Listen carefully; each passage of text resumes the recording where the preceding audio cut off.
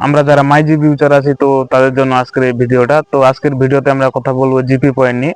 তো GP point মূলত একটি পয়েন্ট যেখান থেকে আমরা চাইলে এমবি, মিনিট এবং এসএমএস এইসব ক্রয় করতে পারি।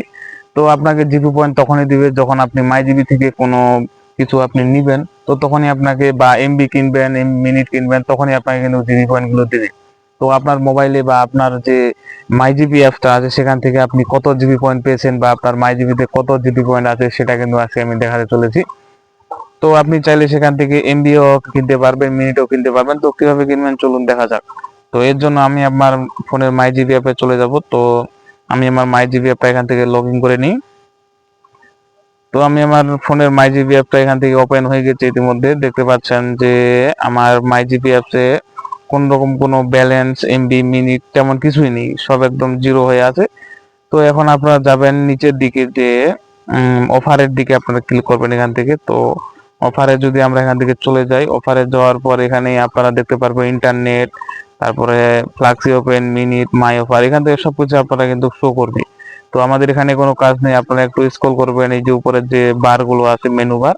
তো মেনু বার গুলো স্ক্রল করার পর নিচের দিকে দেখবেন যে একটি ফ্রি অফার নামে একটি অপশন আছে। তো এই ফ্রি অফারে আমরা ক্লিক করব। এখান থেকে আপনারা চাইলে দেখতে পারবেন যে আপনার কত জিবি পয়েন্ট এখানে আছে।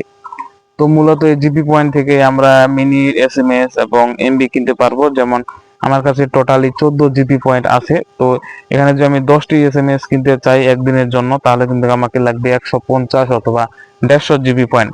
তো 150 জিবি পয়েন্ট যদি হয়ে থাকে তাহলে কিন্তু 10টি এসএমএস একদিনের জন্য আমি কিন্তু পাবো। এছাড়াও নিচের দিকে আরো আছে, যেমন 2 মিনিট একদিনের জন্য 200 জিবি পয়েন্ট। তো আমার কাছে যদি 200 জিবি পয়েন্ট থাকতো, আমি যদি এখান থেকে ক্লিক করতাম, ক্লিক করার পর আমি এখান থেকে অফারটিকে পারচেস করে কিন্তু নিয়ে নিতে পারতাম। যেহেতু আমার কাছে 14টি মাত্র জিবি পয়েন্ট আছে, 14 জিবি পয়েন্ট, সেক্ষেত্রে আমি কিন্তু এগুলো নিতে পারবো না। যেমন আরো যদি আপনি নিচের দিকে স্ক্রল করেন, আপনি কিন্তু আবারও এখানে দেখতে পারবেন অনেক কিছু, অনেক অপশন কিন্তু এখানে আছে, বা অনেক অফার যেটাকে আমরা বলি।